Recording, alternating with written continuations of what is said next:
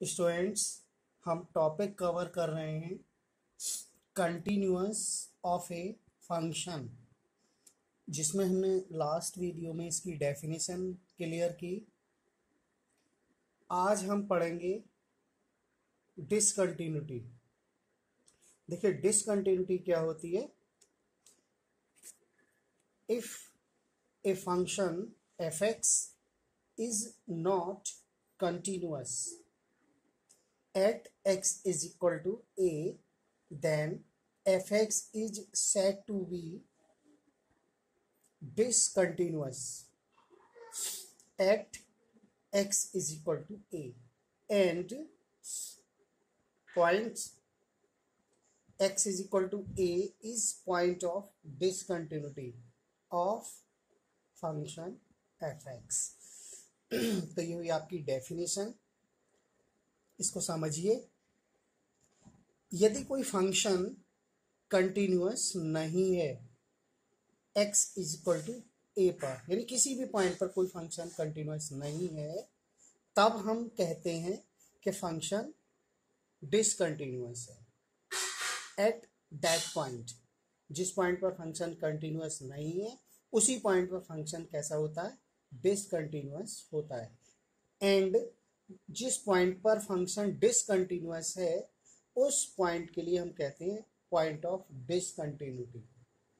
Okay, तो ये हुआ आपका डिसकंटिन्यूटी। अब हम एक और बता दें कि बुक्स के बारे में। देखिए, सब्जेक्ट है आपका मैथमेटिक्स फर्स्ट। अगर किसी को बुक्स की ज़रूरत पड़ रही है तो ये ले सकते हैं, डॉक्टर राजीव वर्मा राइटर है, पब्लिकेशन है केदारनाथ रामनाथ मेरठ।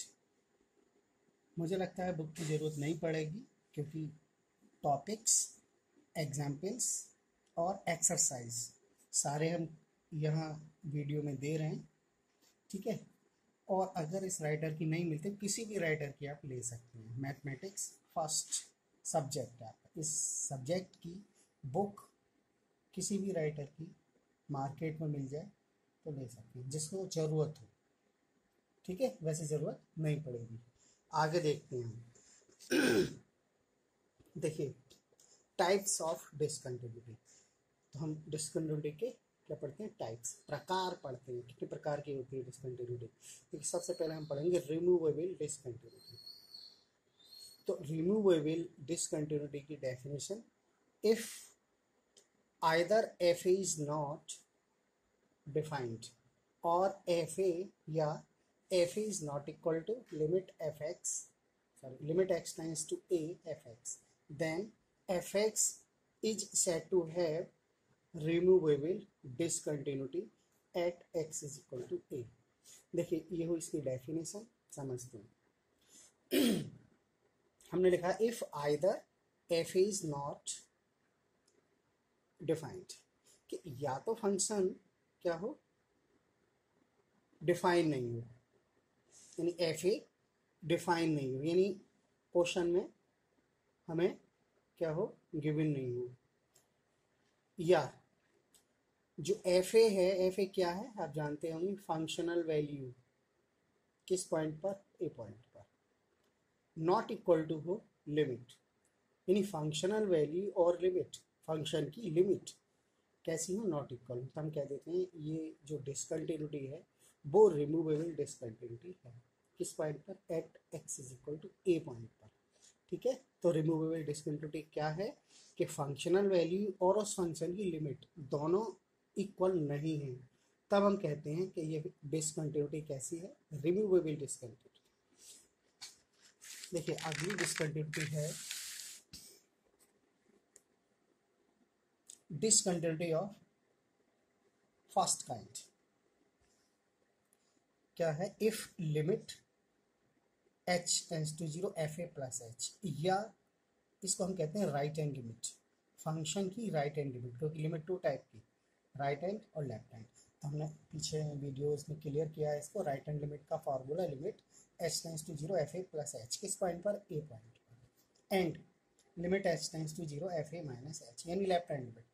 तो हम अगर लैंग्वेज में लिखना चाहें तो right hand limit and left hand limit कैसी हो, बोथ दोनों exist finitely but not equal to,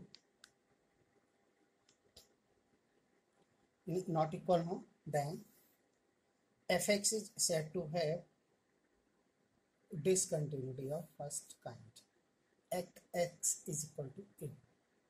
ठीक है, तो क्या हुई डेफिनेशन, यदि right hand limit left hand limit, जो कि हमने यहाँ फॉर्मूले लिखे हैं दोनों के, बोथ एग्जिस्ट करें फाइनाइटली, मतलब उसकी फाइनाइट वैल्यू फाइंड हो जाए, लेकिन इक्वल नहीं हो, वो दोनों इक्वल नहीं हो, तब हम कहते हैं कि डिसकंटिन्यूटी कैसे है, फर्स्ट काइंड की। अगर इक्वल होती तो ये कंटिन्यूटी ही हो जाती, डिसकंटिन्यूटी ऑफ सेकंड काइंड। ठीक है, इसको समझते हैं discontinuity of second kind. If either limit h tends to 0 fa plus h, यानी कि राइट हैंड लिमिट, और limit h tends to 0 fa minus h, और बोथ यानी दोनों डू नॉट एग्जिस्ट,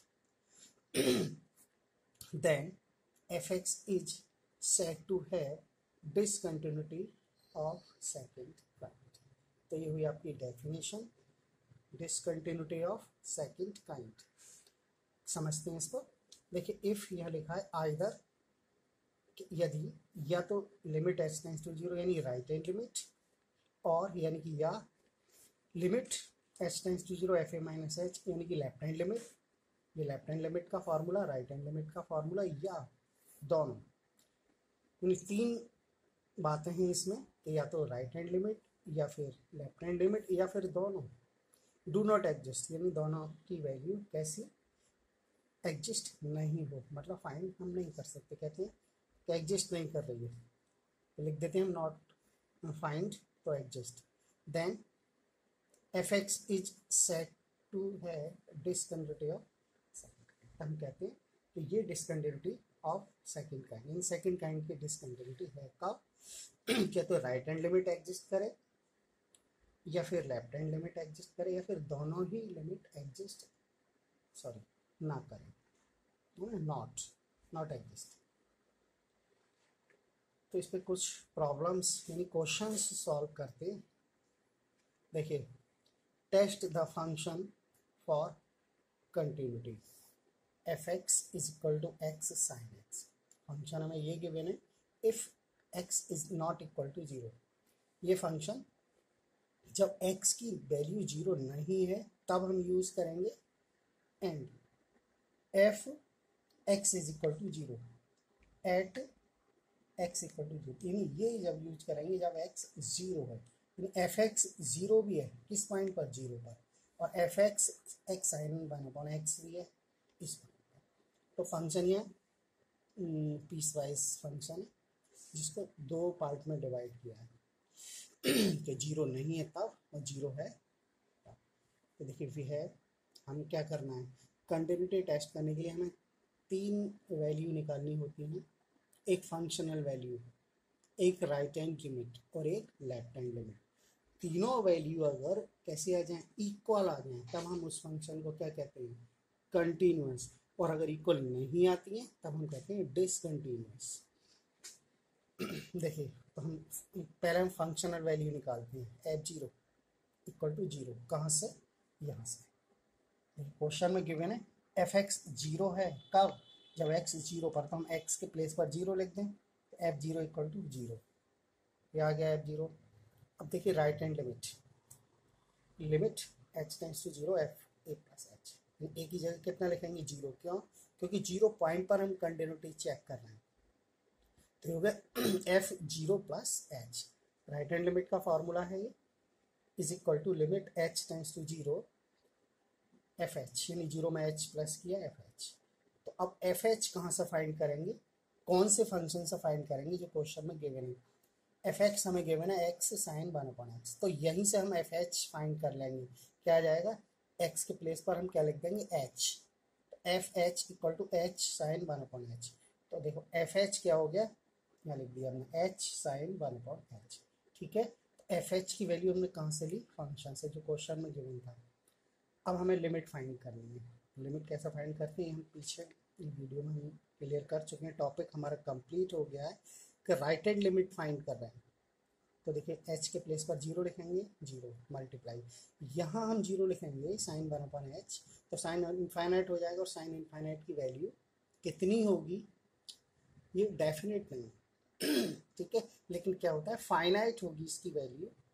हमने लिखा finite value line between -1 and 1। इन sine की वैल्यू -1 और 1 के बीच में लाई करती है, चाहे एंगल कितना भी बड़ा हो जाए या छोटा हो। ठीक है, तो ये हमें याद रखना है कि साइन के लिए जो वैल्यू होती है वो -1 और 1 के बीच में लाई करती है। हमने लिख दिया तो जीरो की मल्टीप्लाई हम किसी भी फाइनाइट वैल्यू से करेंगे जीरो है। तो राइट हैंड लिमिट जीरो हुई, left hand limit limit h tends to zero f zero minus h, तो जीरो माइनस एच कितना होता है माइनस एच। ठीक है अब एफ माइनस एच फाइंड करना है हमें, functional value F minus H. X के प्लेस पर हम क्या लिख देंगे, एक्स की जगह पर क्या लिख देंगे माइनस एच। देखिए यहाँ लिखेंगे फंक्शन में जो क्वेश्चन में हमें दिया हुआ है f minus h sine one upon minus h. यहाँ लिखा देखो limit h tends to zero minus h sine -1 upon h, किसकी जगह f h, f minus h की जगह पर, क्योंकि हमें फंक्शनल वैल्यू निकालनी है। फंक्शनल वैल्यू कैसे निकालते हैं, फंक्शन से निकालते हैं। फंक्शन आपको क्वेश्चन में दिया होता है। तो ये हो गई। हम जानते हैं साइन के अंदर जो माइनस होता है यानी sine minus theta equal to sine minus का साइन थीटा होता है। तो इसका मतलब ये माइनस बाहर आकर इस माइनस को क्या कर देगा plus. Limit h tends to zero calculation के द्वारा ये हो गया आपका एच साइन वन अपॉन, इसकी हमने लिमिट वैल्यू यहाँ फाइंड की है। जो राइट हैंड लिमिट थी वो भी यही आई और लेफ्ट हैंड लिमिट थी वो भी, इसका मतलब इसकी वैल्यू जीरो हमने डायरेक्ट लिख दिया यहाँ से क्योंकि हम इसकी कैलकुलेशन कर चुके हैं। ठीक है, राइट हैंड लेफ्ट हैंड दोनों जीरो आ गए अब हम क्या करें, देखिए